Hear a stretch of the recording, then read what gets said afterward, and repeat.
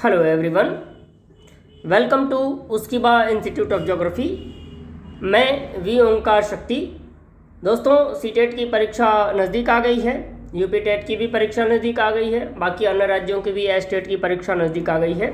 तो दोस्तों, अपन पढ़ रहे थे, उसमें एक चैप्टर यूनिट है पर्यावरण अध्ययन और शिक्षण शास्त्र। तो इसके 2 चैप्टर और उसका सिलेबस मैंने पिछले अध्याय में पढ़ा चुका है आपको। आज तीसरे चैप्टर की बारी है। दोस्तों, परीक्षा नज़दीक आ गई है तो हम प्रयास करेंगे अपन कि रोज़ आपको मैं एक चैप्टर आपको प्रस्तुत करूं, और बीच में कुछ दिनों से गैप था तो इसके लिए क्षमा चाहता हूं आप सबसे। आप सबको इंतज़ार करना पड़ा, परंतु आगे हम अपनी कंटिन्यूटी बनाए रखेंगे। अब आज हम तीसरे चैप्टर की बात करते हैं। दोस्तों, ये चैप्टर थोड़ा सा लंबा है, परंतु इससे बहुत ज़्यादा प्रश्न आते हैं और आपको थोड़ा सा धैर्य बनाए रखना है। 15 से 20 मिनट का समय इस चैप्टर के लिए लगेगा। मैं पूरा प्रयास करूंगा कि आपको ये चैप्टर आसानी से समझ में आए। मैंने इसको लिख रखा है, नोट्स बना रखा है, हस्तलिखित नोट्स हैं। राइटिंग थोड़ी सी ख़राब हो सकती है, तो बस आपको समझ में आना चाहिए। ये मैं इसका पूरा प्रयास करूंगा। साधारण भाषा में लिख रखा है। आपको अगर समझ में नहीं आएगा तो एक बार और पढ़ने का प्रयास करिएगा आप इस चीज़ को। फिर भी अगर नहीं समझ में आएगा तो आप अपने सुझाव भेजिएगा, आपके सुझाव सादर आमंत्रित हैं। तो दोस्तों, चलिए शुरुआत करते हैं अपन चैप्टर नंबर 3 की। और चैप्टर नंबर 3 जो इम्पोर्टेंट चैप्टर है आपके लिए, जिसका नाम है सजीव जगत। अब अपन सजीव जगत की बात करेंगे तो सजीव जगत में हमको 2 जगत देखने को मिलते हैं। पहला एक है पादप जगत और दूसरा जो आता है, जो अभी आपको आगे मिलेगा, वो है जंतु जगत। तो सजीव जगत को फ्लोरा बोलते हैं जैसे इंग्लिश में, और जंतु जगत को उसको फौना बोलते हैं अपन। तो पादप जगत की बात करते हैं अपन, और धीरे धीरे इस चीज़ को पढ़ते हुए अपन चलेंगे। तो आइए शुरुआत करते हैं किसकी? पादप जगत की, यानी फ्लोरा की। तो एक एक पॉइंट इसमें मैं आपको समझाते चल रहा हूँ, बताते चल रहा हूँ। अब इसकी बात करते हैं पादप जगत यानी फ्लोरा। तो इस जगत में वनस्पति यानी पौधों, पेड़ पौधों के विषय में पढ़ाया जाता है। इंपॉर्टेंट बात है, आपको जानना है। इस जगत में वनस्पति यानी पेड़ पौधों के विषय में पढ़ाया जाता है। फिर अगली बात मोस्ट इम्पॉर्टेंट है दोस्तों, ये थियोफ्रेस्टस एक विद्वान है। इसको वनस्पति विज्ञान का जनक कहा जाता है। तो आपसे सीधे सीधे प्रश्न पूछ सकता है, फ्लोरा साइंस का जो है प्रतिपादक कौन है, एक्सपोनेंटेड बाय कौन है, यानी इसका फादर कौन है? तो आपको ये बताना है, थियोफ्रेस्टस को वनस्पति विज्ञान का जनक कहा जाता है। अगली बात, पौधे हमारे पर्यावरण के अभिन्न अंग हैं। अगर पौधे न हो तो हमारा पर्यावरण सजीव रहित हो जाएगा, यानी जीवों से रहित हो जाएगा। पर्यावरण में कुछ भी नहीं बचेगा, क्योंकि जंतुओं एवं विषमपोषी पौधों को प्रत्यक्ष या अप्रत्यक्ष रूप से भोजन प्रदान करते हैं। तो पौधे जो हैं वह जंतुओं को या विषमपोषी जो पौधे होते हैं उनको प्रत्यक्ष या अप्रत्यक्ष रूप से भोजन प्रदान करते हैं, इसलिए हमें इनकी ज़्यादा आवश्यकता है और इनका महत्व है। फिर अपन आगे इसमें समझते हैं पौधों के प्रकार। तो पौधों के प्रकार में, जैसे पौधों के प्रकार में पहला हमारे पास आता है साग। साग क्या होता है? तो इसके बारे में आपको समझना है, साग क्या है। साग क्या है? ये छोटे होते हैं। दूसरा पॉइंट, इनका तना कोमल वह हरे रंग का होता है, यानी इनका जो तना होता है वह कोमल होता है और हरे रंग का होता है। इनमें बहुत सारी शाखाएं होती हैं, नहीं होती हैं। इनमें शाखाएं जो है क्या होंगी? नहीं होंगी। ये ध्यान देने वाली बात है, मोस्ट इंपॉर्टेंट बात है। देखिए, क्या इनमें बहुत सारी शाखाएं नहीं होती हैं? अब आपको समझना है, यानी टहनियाँ इनमें नहीं होती हैं। अगर इनमें टहनियाँ होती तो ये फिर साग नहीं होता। तो ये आपको इंपॉर्टेंट लाइन है, इसमें समझना है। इनमें बहुत सारी शाखाएं यानी टहनियाँ नहीं होती हैं। उदाहरण के लिए ले लेते हैं, जैसे धनिया। ये पूछ देता है सीधे, धनिया क्या है? शाख है, पौधा है, पत्ती है, जड़ है, क्या है? तो आपको इसमें बताना होता है कि ये क्या है, शाख है, धनिया।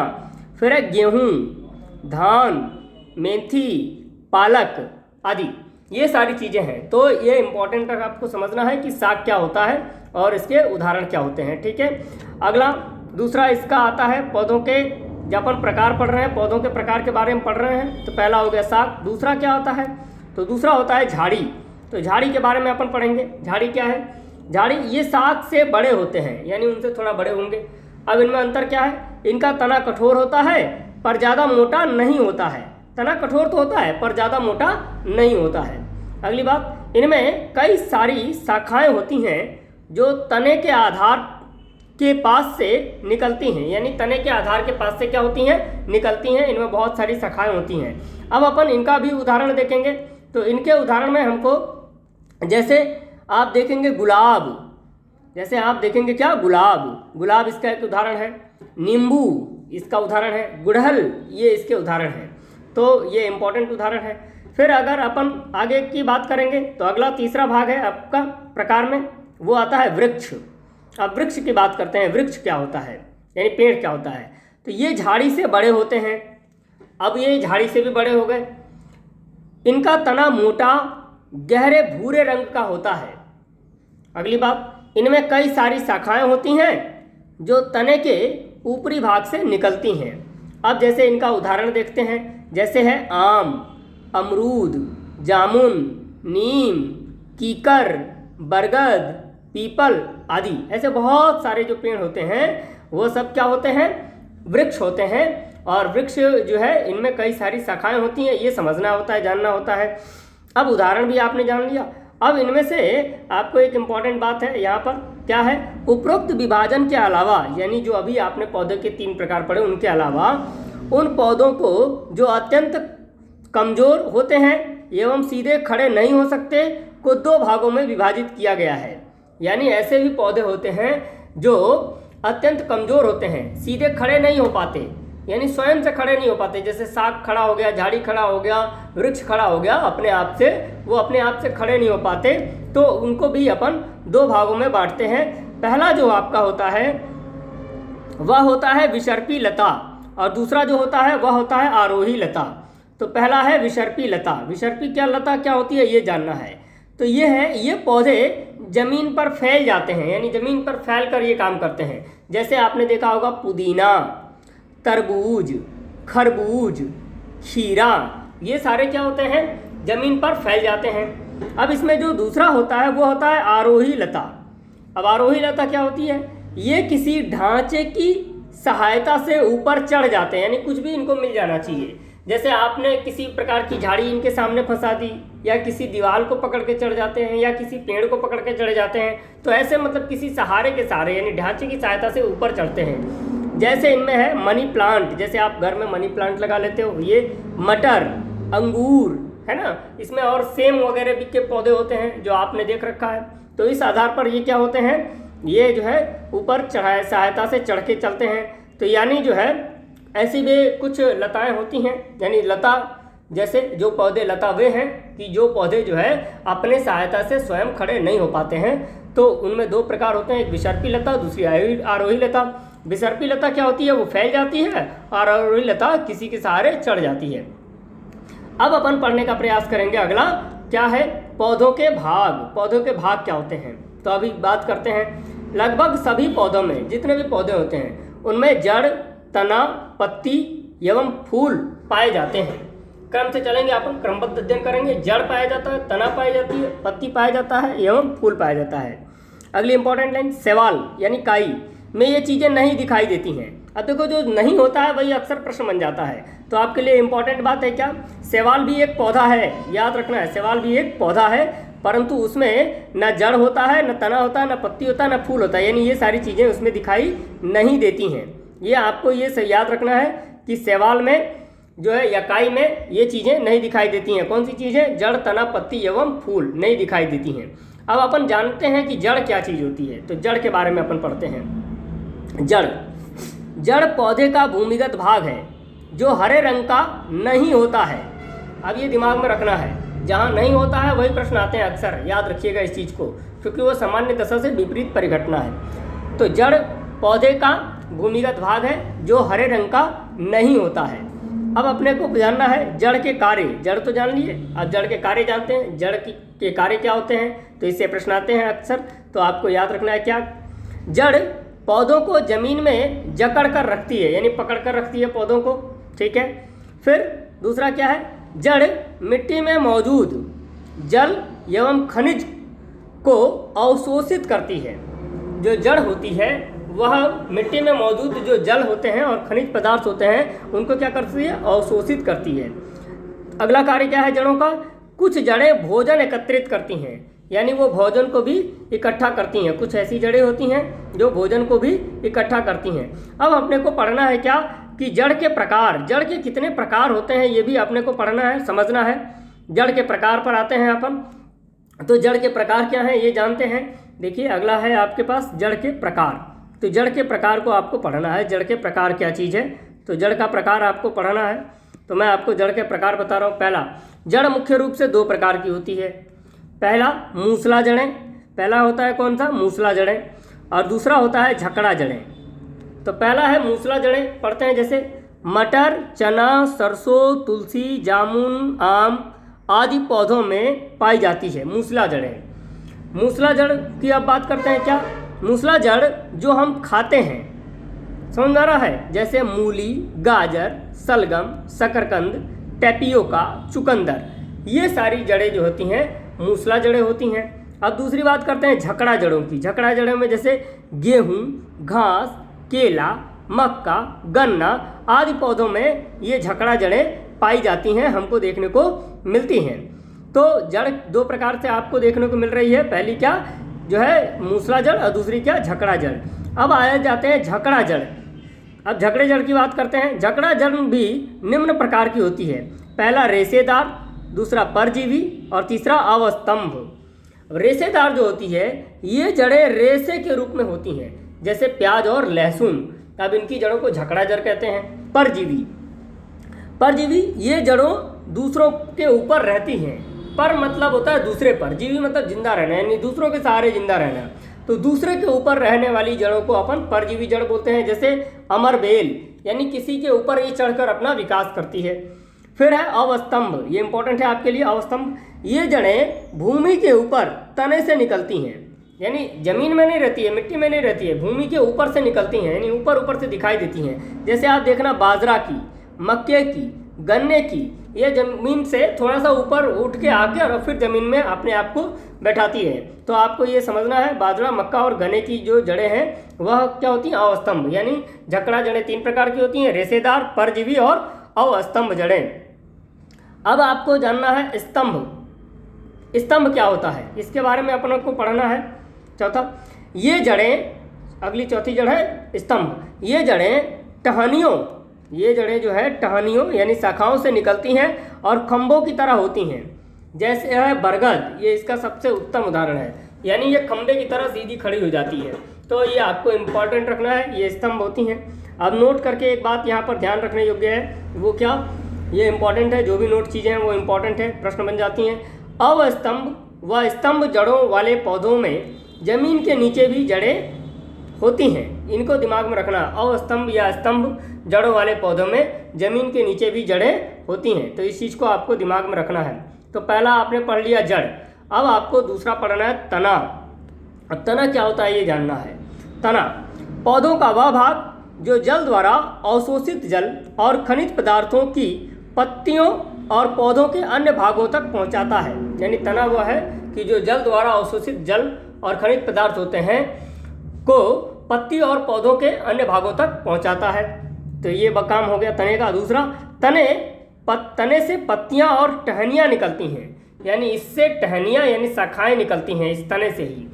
फिर अगला है, कुछ पौधों के तने जमीन के नीचे होते हैं जिनको हम खाते हैं, जैसे आलू। ये मोस्ट इंपॉर्टेंट लाइन है, हर परीक्षा का प्रश्न बनता है, आपको दिमाग में एकदम सेट करके रखना है। क्या, कुछ पौधों के तने जमीन के नीचे होते हैं जिनको हम खाते हैं। जैसे ये सीधे सीधे प्रश्न बन जाएगा कि कौन सी पौधे की जड़ें खाई जाती हैं, तो आपको बताना है।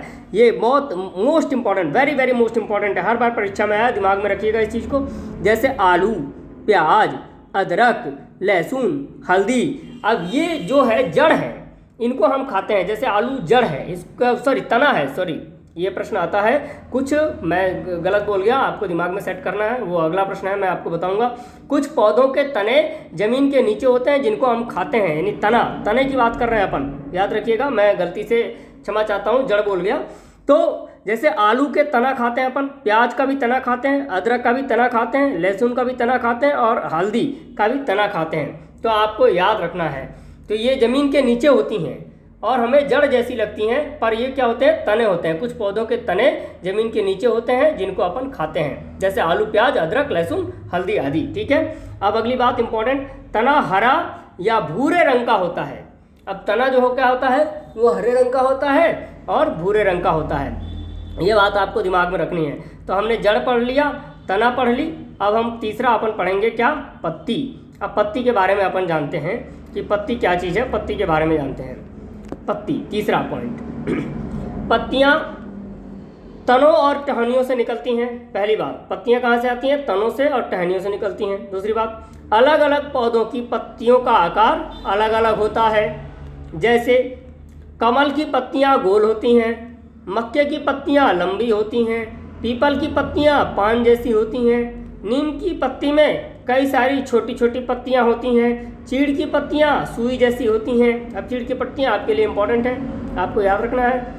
फिर गुलाब की पत्तियाँ धारीदार होती हैं। ऐसे पत्तियाँ जो है कई प्रकार की होती हैं, कई आकार की होती हैं। अलग अलग पौधों में अलग अलग पत्तियाँ पाई जाती हैं, अलग अलग आकार की पाई जाती हैं। अगला पॉइंट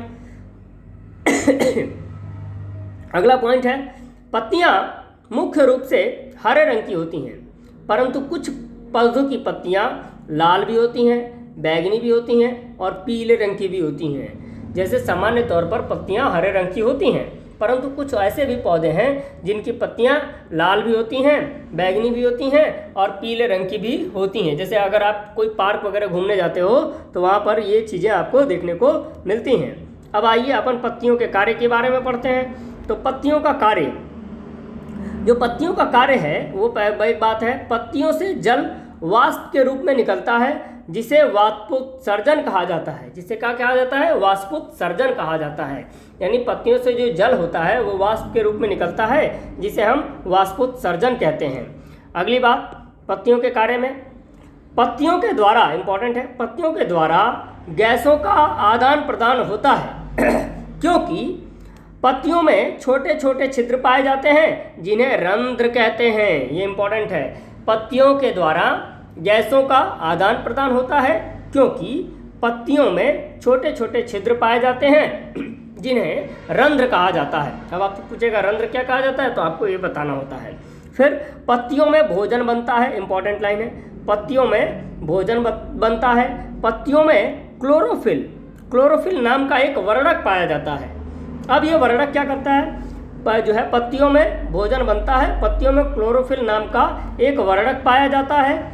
पत्तियाँ क्लोरोफिल, सूरज की रोशनी, जल और कार्बन डाइऑक्साइड, ऐसे कुछ एलिमेंट, जैसे क्लोरोफिल, सूरज की रोशनी, जल और कार्बन डाइऑक्साइड की मदद से प्रकाश संश्लेषण प्रक्रिया द्वारा भोजन का निर्माण करते हैं। यानी जो पौधे होते हैं प्रकाश संश्लेषण की प्रक्रिया के द्वारा जो है क्लोरोफिल और जो है एक वर्णक होता है, सूरज की रोशनी, जल और कार्बन डाइऑक्साइड के आधार पर भोजन का निर्माण करते हैं। जैसे अब इसको इसके सूत्र के रूप में भी कभी कभी पूछा जाता है, इसका सूत्र क्या है, तो आपको इसका सूत्र जान लेना है। ये सूत्र मैंने नोट कर लिया है, आपको इसको याद कर लेना है।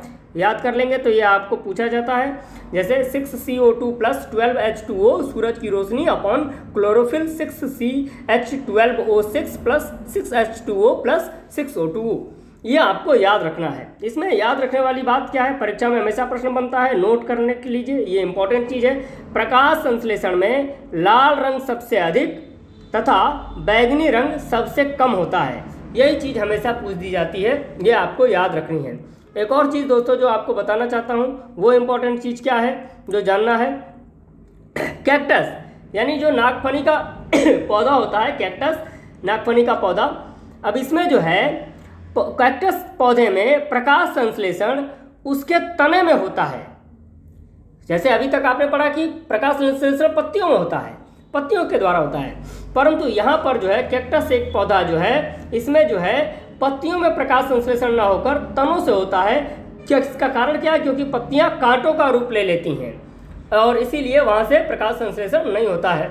अगली बात पत्तियों के बारे में, पत्तियों की खुशबू यानी महक से पता चलता है कि वे किस पौधे की पत्तियां हैं। जैसे पुदीना महक का बता सकते हो, धनिया, आम, नींबू, नीम, ये सारी जो है जैसे पुदीना, धनिया, आम, नीम, नींबू आदि की पत्तियां जो है आपको जो है ऐसे ही पता चल जाती हैं, महक के बता देते हो। अगर कोई आपका आंख बंद करे और महक के बताओ कि बताओ ये कौन सी पत्ती है, तो आप महक के बता देते हो तुरंत ये इस चीज़ की पत्ती है, क्योंकि आपकी उसकी खुशबू से, उसकी महक से आप उससे पता कर लेते हो। अगली इंपॉर्टेंट लाइन, पत्तियों के ऊपर जो रेखाएं दिखाई देती हैं, अक्सर देखते हो बच्चों में कौतूहल का विषय होता है कि कैसे रेखा दिखती है। तो पत्तियों के ऊपर जो रेखाएं दिखाई देती हैं उन्हें हम क्या कहते हैं, उन्हें हम सिरा कहते हैं, उन्हें सिरा कहा जाता है। और सिराओं की व्यवस्था या जो सजावट होती है वह सिरा विन्यास कहलाती है, यानी पत्तियों में जो डिजाइन बनी होती है उस व्यवस्था को, उस सजावट को अपन सिरा विन्यास कहते हैं। जब अपन सिरा विन्यास की बात करते हैं तो सिरा विन्यास के आधार पर जो पौधों की पत्तियां जो हैं दो प्रकार की होती हैं। सिरा विन्यास के आधार पर पौधे की पत्तियां दो प्रकार की होती हैं, जैसे एक जालिका और दूसरा समानांतर।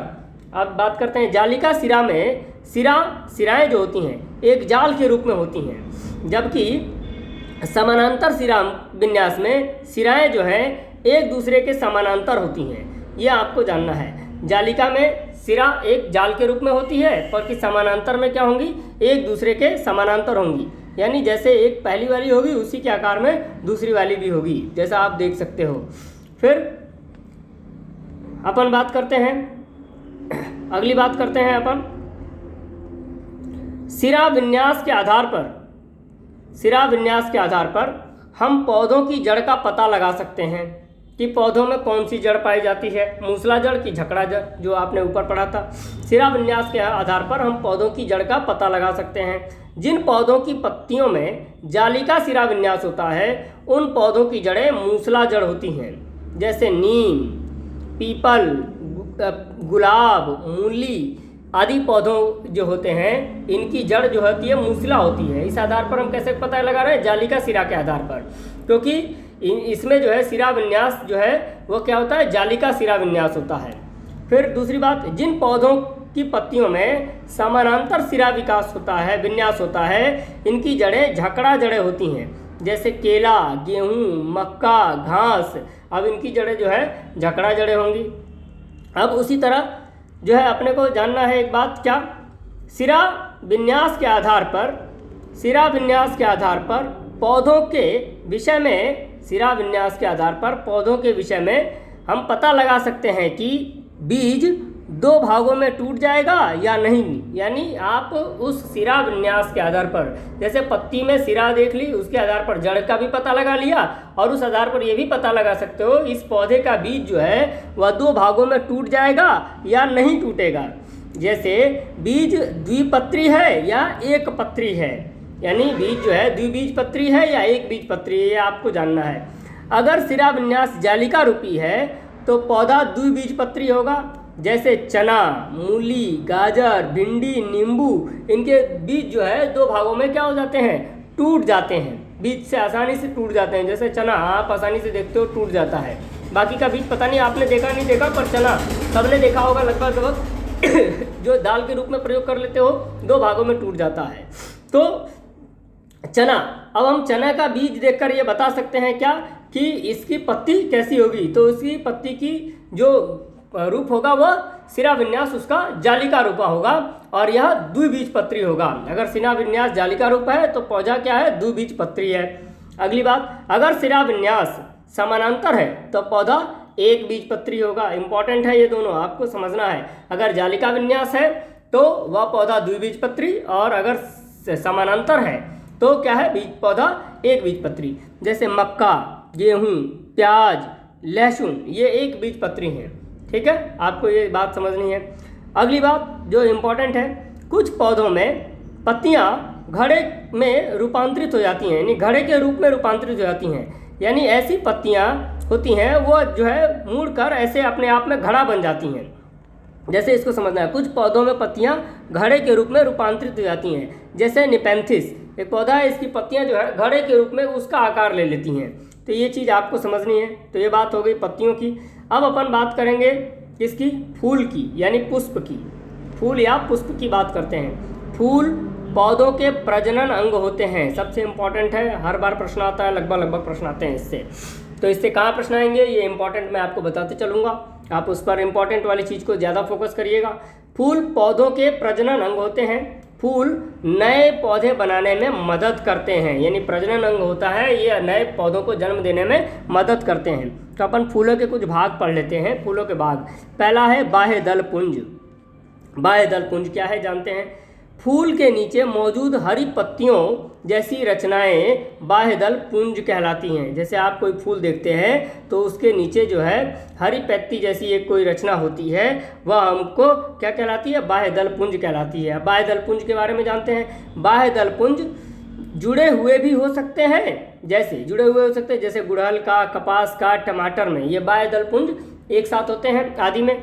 अलग अलग भी हो सकते हैं, अलग अलग में जैसे गुलाब में अलग अलग निकल जाता है, कमल में, चमेली में, इनमें अलग अलग हो सकते हैं, कुछ में एक में भी जुड़े हुए हो सकते हैं फूल से। अगला, अगर बाह्य दल पुंज जुड़े हुए हों तो जरूरी नहीं कि उसकी पंखुड़ियाँ यानी जो दल पुंज है वो भी जुड़े हुए हों, यह जरूरी नहीं है। ये चीज़ आपको समझनी है, जाननी है। अब इसमें आगे की बात अपन पढ़ते हैं। जैसे ये क्या करते हैं बाह्य दल पुंज, ये इंपॉर्टेंट लाइन है, ये परीक्षा में प्रश्न बन जाएगा। जैसे ये कलियों की रक्षा करते हैं, यानी उनको सुरक्षा देते हैं, ये रक्षा करते हैं। दूसरा जो होता है दल पुंज, जिनको पंखुड़ी भी कहा जाता है, दल पुंज या पंखुड़ियाँ। पंखुड़ियाँ क्या होती हैं जानना है। पंखुड़ियाँ रंगीन होती हैं। अलग अलग पौधों के फूलों की पंखुड़ियाँ अलग अलग रंगों की होती हैं। जितने भी फूल होंगे उनकी पंखुड़ियाँ क्या होंगी, अलग अलग रंगों की होंगी। अगला, पंखुड़ियाँ कीड़े मकोड़े, तितली, भंवरों, पक्षियों आदि को आकर्षित करती हैं। यानी जैसे आपको भी आकर्षित करती हैं, अलग अलग पौधों की पंक्तियाँ जो है वो आपको भी आकर्षित कर लेती हैं। पर वो सबसे ज़्यादा आकर्षित किसको करती हैं, कीड़े मकोड़ों को, तितली को, भंवरों को, पक्षियों को। अब इसमें से वो जाकर पराग निकाल कर लाते हैं, तो वो जो है उससे अपना वो आनंद लेते हैं पराग का। जैसे आप देखते हो भंवरा, तितली, कीड़े मकोड़े जो पक्षी होते हैं, ये सब जो है फूलों की पंखुड़ियों पर बैठे रहते हैं जाकर, तो ये आप उनको आकर्षित करती हैं। तीसरा होता है क्या, पुंकेसर। फूल में तीसरा क्या होता है, पुंकेसर। पुंकेसर क्या है, ये पौधे का नर भाग होता है, ठीक है, जिसमें पराग या पराग कण होते हैं। ये पौधे का पुंकेसर क्या है, पौधे का नर भाग होता है जिसमें पराग या पराग कण होते हैं। चौथा जो होता है स्त्री केसर। पुंकेसर और स्त्री केसर। स्त्री केसर क्या है, यह पौधे का मादा भाग होता है। याद रखना होता है, पूछ देता है सीधे का, पौधे का नर भाग क्या, फूल का नर भाग क्या कहलाता है, तो क्या पुंकेसर। मादा भाग क्या कहलाता है, तो स्त्री केसर, आपको समझना है। तो स्त्री केसर ये पौधे का मादा भाग होता है जिसमें अंडाशय या बीजांड पाए जाते हैं, जिसमें अंडाशय पाया जाता है और बीजांड भी पाया जाता है। अगली बात, परागण के पश्चात अंडाशय फल बनता है और जो बीजांड होते हैं वह बीज बन जाते हैं, यानी जिनका बीज से जन्म होता है और जिनका अंडे से जन्म होता है। तो अंडाशय क्या हो जाता है, फल बन जाता है और बीजांड बीज बन जाते हैं। मोस्ट इंपॉर्टेंट लाइन है, यानी परागण के बाद जो है अंडाशय फल बन जाता है और बीजांड बीज बन जाते हैं। ये आपको दिमाग में रखना है। अब बात आती है परागण की, कि किसमें किस प्रकार से परागण होता है, ये आपको जानना है और यहाँ से प्रश्न आता है और ये सबसे इम्पॉर्टेंट फैक्टर है आपके लिए।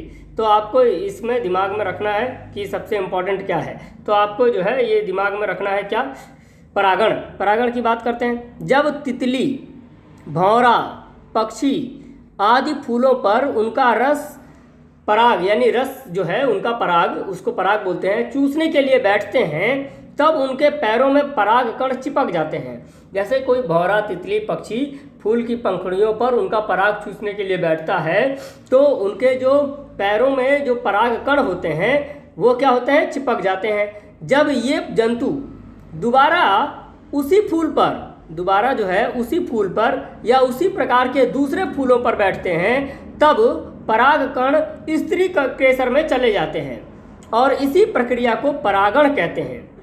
इसी प्रक्रिया को क्या बोलते हैं, इसी प्रक्रिया को परागण कहते हैं। यानी परागण वह प्रक्रिया है, परागण प्रक्रिया द्वारा पौधे भोजन बनाते हैं। ये भी आपको इम्पॉर्टेंट रखना है, परागण प्रक्रिया द्वारा पौधे भोजन करते हैं। इस चीज़ को आपको करना है, भोजन बनाते दूसरी चीज़ है, प्रकाश संश्लेषण द्वारा भोजन करते हैं, ये करते हैं, इस चीज़ को दिमाग में रखना है। परागण प्रक्रिया द्वारा पौधे भोजन करते हैं, आपको इसको समझना है। तो आपको परागण समझ में आ गया, परागण क्या है। पर परागण सब में एक जैसा ही होता है क्या या नहीं होता है, इस चीज़ को भी अपन समझते हैं। अब अपन इसको परागण के प्रकार से समझेंगे, तो ये सबसे इम्पॉर्टेंट है आपके लिए, ये हमेशा प्रश्न बनेगा, परागण के प्रकार। तो आपको इस परागण के प्रकार को जानना है, समझना है। परागण के प्रकार मोस्ट इम्पॉर्टेंट है, ये समझना है आपके लिए। तो पहला है वायु परागण। वायु परागण क्या है? जैसे वायु परागण अंग्रेजी में बोलते हैं एनिमोफिल्स। एनिमोफिल्स याद रखना, अंग्रेजी भी पूछ दी जाती है। तो यह किस प्रकार से परागण होता है? तो वायु के द्वारा होता है, इम्पॉर्टेंट। दूसरा है कीट परागण यानी एंटोमोफिल्स, यानी यह कीट के द्वारा होता है, यानी कीड़े मकोड़ों के द्वारा होता है। फिर है जल परागण यानी हाइड्रोफिल्स, यह जो है जल के द्वारा होता है, याद रखना है आपको, ये मोस्ट इंपॉर्टेंट है, हमेशा पूछा जाता है। फिर है जंतु परागण जूफिल्स, जंतुओं के द्वारा होता है। फिर है पक्षी परागण ऑर्निथोफिल्स, ये पक्षियों के द्वारा होता है। फिर है काइरोटेरिफिल्स, काइरोटेरिफिल्स, ये चमगादड़ के द्वारा होता है। फिर है मलाकोफिल्स, ये घोंघा के द्वारा होता है। तो इस प्रकार के परागण जो होते हैं ये इनके प्रकार हैं, ये मोस्ट इंपॉर्टेंट है, ये आपको क्या करने हैं, याद रखने हैं, जानने हैं। और इससे प्रश्न हमेशा आता है, पूछ देता है कीटों के द्वारा जो परागण होता है उसको किस नाम से जानते हैं। तो हिंदी वाला तो अक्सर नहीं पूछता क्योंकि उसी से सब मिल जाता है, आपको आसानी से पता कर लेते हो। पर वो अंग्रेजी में पूछ देगा क्या, एंटोमोफिल्स क्या होता है, एनिमोफिल्स क्या होता है, जूफिल्स क्या होता है, फिर काइरोटेरिफिल्स क्या होता है, फिर मलाकोफिल्स क्या होता है, ठीक, और नीथोफिल्स क्या होता है, जूफिल्स क्या होता है, हाइड्रोफिल्स क्या होता है। तो इस आधार पर ये पूछ देगा, तो आपको ये याद रखना है और आसानी से आपको इस चीज़ को देखना है, जानना भी है, समझना भी है। आगे इसको पढ़ते हैं। अगला क्या है, देखिए, कुछ फूल गुच्छों में पाए जाते हैं, जैसे गुलदाउदी का, गेंदा का, सूरजमुखी का गुच्छे में होते हैं। अब इम्पॉर्टेंट बात, ये प्रश्न जीके के रूप में भी आ जाती है। उत्तराखंड में श्रीनगर एक स्थान है जिसको फूलों की घाटी कहा जाता है, आपको ये याद रखना है, यानी इसको फूलों की घाटी कहा जाता है। अगली बात, फूलों का उपयोग, फूलों के उपयोग की बात करते हैं अपन। तो फूलों का उपयोग क्या है, इस चीज़ को आपने को समझना है। और क्या है फूलों का उपयोग? पहली बात, क्या फूलों से माला बनाई जाती है, सबके लिए इम्पोर्टेंट है। क्या फूलों से माला बनाई जाती है, सभी जानते हैं। दूसरी बात, फूलों से दवाई बनाई जाती है, जैसे गुलाब के फूल से दवाई बनती है, ये बहुत कम लोग जानते हैं, तो आपको जानना है। जानते हैं तो बहुत अच्छी बात है, नहीं जानते हैं तो आपको जान लेना है। क्या फूलों से दवाई बनाई जाती है। अगला, फूलों से रंग बनाए जाते हैं, जैसे गुलाब, गेंदा और जीनिया, इनके फूलों से रंग भी बनाए जाते हैं। अगला इंपॉर्टेंट देखो, फूलों से इत्र बनाए जाते हैं, यानी परफ्यूम आपका, जैसे गुलाब, चमेली, इन फूलों से इत्र बनाए जाते हैं, ये ज़्यादा सुगंधित होते हैं। अगला देखो इंपॉर्टेंट है, फूलों को खाया जाता है, अभी पूछ देगा किस फूल के को खाया जाता है, ये प्रश्न सीधे सीधे पूछ देगा। जो आप नहीं जानते वहीं से प्रश्न बनेगा, जैसे कचनार, केला, इसके फूल को खाया जाता है। सहसन, तुरई, कद्दू यानी सीताफल, इनके जो है आप फल को क्या करते हो, खाते हो। कद्दू जो आप बोलते हो, जिसको सीताफल बोला जाता है, इसके फल को भी, इसके फूलों को भी क्या करते हैं, खाया जाता है। जैसे कचनार के फूल को खाएंगे, केला के फूल को खाएंगे, सहसन के फूल को खाएंगे, तुरई के फूल को खाएंगे, सीताफल के फूल को खाएंगे, ये चीज़ें। अगली बात, लौंग और केसर जो होते हैं ये भी कहाँ से मिलते हैं हमको, फूलों से मिलते हैं। इंपॉर्टेंट बात है ये, लौंग और केसर भी फूलों से मिलता है। ये चीज़ आपको पढ़नी है, जानना है। तो ये जो है आपने पौधों के जो आप प्रकार पढ़ रहे थे, अंग पढ़ रहे थे, इनके बारे में। अगली बात है क्या, फल। अब फल की बात करते हैं, ये इंपॉर्टेंट है। फल भी, फल फूलों के अंडाशय भाग से बनते हैं। पहली बात, फल फूलों के अंडाशय भाग से बनते हैं। अगला, फल के तीन भाग होते हैं। पहला बाह्य फल भित्ति, दूसरा मध्य फल भित्ति और तीसरा अंतः फल भित्ति। जैसे सेब, केला, नाशपाती, अमरूद, अनानास, ये सब जो है क्या है, फल है। टमाटर, कटहल, सीताफल, नींबू भी क्या है, फल है। अब ये इंपॉर्टेंट है यहाँ पर। अब आपको ये सब सब्जी लगेगा, पर ये सब सब्जी नहीं है। टमाटर भी फल है, कटहल भी फल है, सीताफल यानी कद्दू ये भी फल है, और नींबू ये भी फल है। अब आपको यही यहाँ से पूछ देगा, प्रश्न बन जाएगा निम्नलिखित में से कौन सा फल है। तो आपको बहुत सारे सब्जियों का नाम भी दे देगा, उसमें टमाटर भी दे देगा, कटहल या सीताफल या नींबू देगा। तो आप इसको सब्जी में एनालिसिस नहीं करोगे।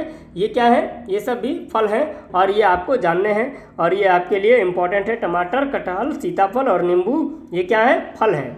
याद रखिएगा इस चीज़ को, मोस्ट इम्पॉर्टेंट है। अगला है आपका इसी में बीज।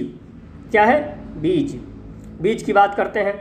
पहला पॉइंट, फूलों में पाए जाने वाले बीजांड बीज बन जाते हैं। जो बीजांड होते हैं वो बीज बन जाते हैं। बीज खाए जाते हैं, जैसे दाल, मूंगफली, गेहूँ, चावल, ये सब बीज हैं, ये सब अपन खाते हैं। फिर क्या है, बीजों से तेल निकाला जाता है, जैसे सूरजमुखी के, सरसों से, जैसे बीज से तेल निकलता है। फिर अगला क्या है, बीज अंकुरण के लिए 2 आवश्यक तत्व हैं। ये इंपॉर्टेंट है आपके लिए कि बीज को अंकुरित होने के लिए 2 आवश्यक तत्व कौन से हैं। वो 2 आवश्यक तत्व हैं नमी और दूसरा है वायु, यानी पहला है नमी और दूसरा है वायु। ये 2 चीज़ें आपको जाननी हैं।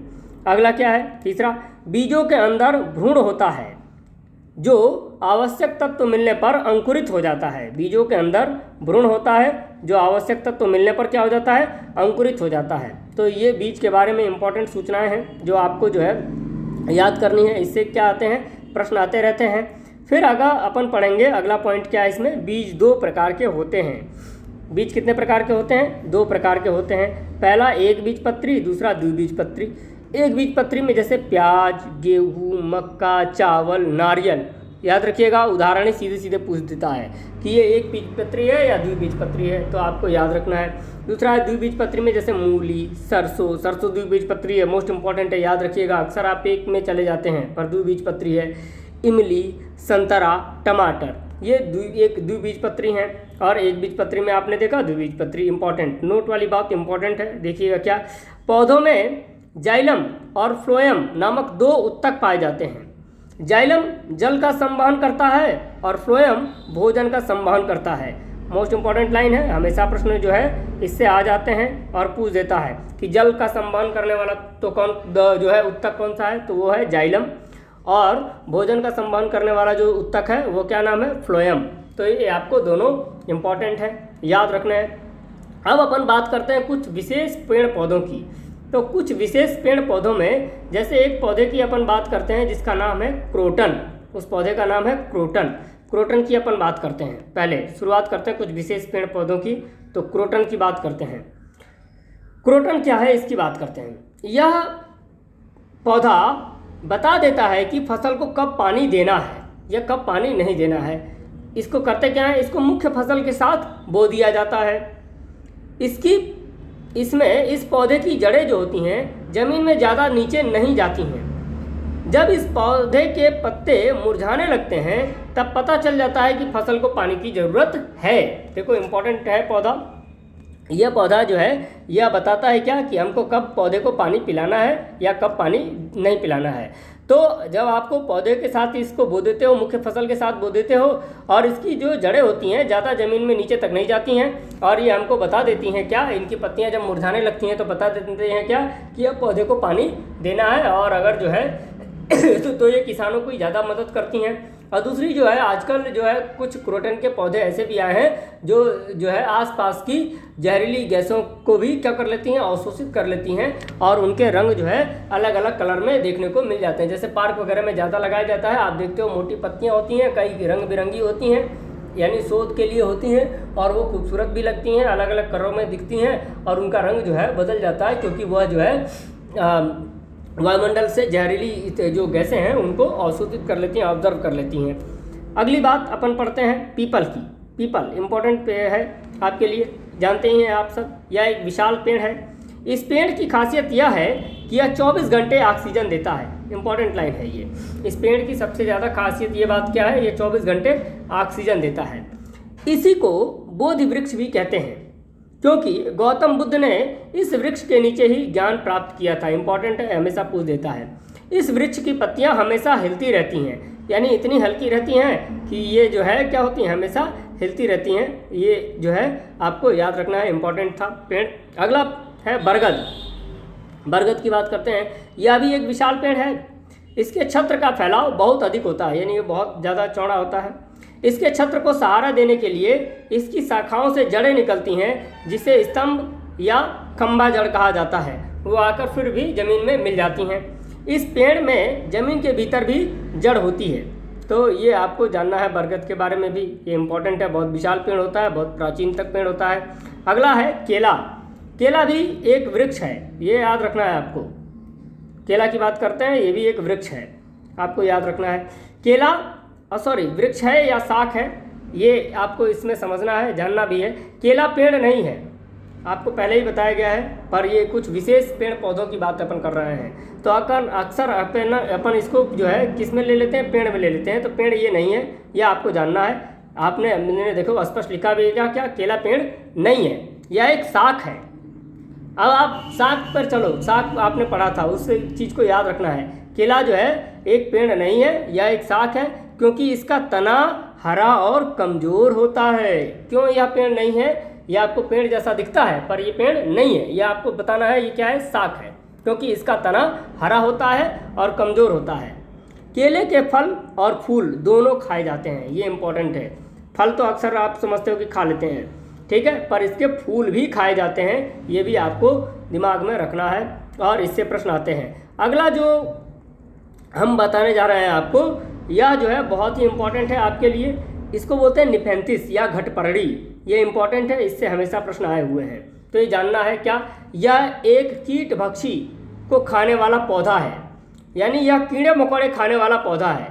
अब ये आप सोचोगे कि पौधा कीड़े मकोड़े कैसे खाता है, तो घटपरड़ी जो पौधा है, निफेंथिस पौधा है, ये कीड़े मकोड़ों को भी खाता है। अब देखो क्या करता है, यह कीड़े मकोड़ों के अलावा मेंढकों, चूहों, छोटे जीवों को भी खा जाता है। अगर आप भी इसके पास जाओगे तो ये भी आपको भी खाने का प्रयास करेगा, है ना। तो ये एक कीट भक्षी है, तो ये कीड़े मकोड़े खाता है, मेंढक को खाता है, चूहे के खाता है, छोटे जीवों को खाता है। अब देखो इसमें क्या होता है, इसमें प्रकाश संश्लेषण होता है, परंतु नाइट्रोजन पाने के लिए यह कीड़े मकोड़े तथा अन्य जीव, छोटे जीवों का शिकार करता है। इसमें प्रकाश संश्लेषण की, ऐसा नहीं है कि इसमें प्रकाश संश्लेषण की प्रक्रिया नहीं होती है, इसमें होती है प्रकाश संश्लेषण की प्रक्रिया, परंतु यह जो है नाइट्रोजन प्राप्त करने के लिए कीड़े मकोड़े तथा अन्य छोटे जीवों का शिकार करता है। अब देखो ये क्या ऐसा होता है, यह लंबे घड़े जैसा होता है जिसके ऊपर पत्ती नुमा ढक्कन लगा होता है। इसमें से खास खुशबू निकलती है, यानी इस घड़े जैसे पौधों की पत्तियों से खास खुशबू निकलती है, जिससे कीड़े मकोड़े इसकी ओर आकर्षित हो जाते हैं और घड़े में फंस जाते हैं, और वह इसका आसानी से क्या होते हैं, शिकार हो जाते हैं, और इस घड़े से निकल नहीं पाते हैं वे सब, ठीक है। अब देखो इंपॉर्टेंट लाइन, ये पूछा जाता है आपसे, प्रश्न के रूप में हमेशा पूछ दिया जाएगा। ये क्या प्रश्न के रूप में पूछा जाएगा, वह यह है कि यह मेघालय, यानी भारत में मेघालय राज्य है, फिर ऑस्ट्रेलिया और इंडोनेशिया में पाया जाता है। यह इन 3 जगहों पर पाया जाता है, ये आपको दिमाग में रखना है। अपन बात करते हैं अगले आप पौधे की, जिसका नाम है रेगिस्तानी ओक। रेगिस्तानी ओक की बात करते हैं। अब देखिए, यह ऑस्ट्रेलिया के रेगिस्तान में पाया जाता है। रेगिस्तानी ओक जो है यह ऑस्ट्रेलिया के रेगिस्तान में पाया जाता है। इसकी जड़ें बहुत गहरी होती हैं, परंतु पत्तियाँ बहुत कम होती हैं। इसमें पत्तियाँ क्या होती हैं, बहुत कम होती हैं। इसके तने में पानी जमा रहता है, इंपॉर्टेंट लाइन है, इसके तने में पानी जमा रहता है। जब इस क्षेत्र में पानी की कमी होती है तब यहाँ के निवासी इसके तने के अंदर पतला पाइप डालकर पानी निकाल लेते हैं। अब देखो रेगिस्तान में जब पानी की कमी होती है तो इस क्षेत्र में के जो लोग होते हैं वह इस राजस्थानी ओक से क्या करते हैं, इसकी जब जो है तने में अंदर एक पतला पाइप डाल लेते हैं और उससे पानी को निकाल लेते हैं। अगला देखो आपका इम्पॉर्टेंट प्रश्न है, बहुत ही इम्पॉर्टेंट प्रश्न है, हमेशा आया हुआ है, जिसका नाम है खेजड़ी। खेजड़ी पौधे या वृक्ष की बात करते हैं।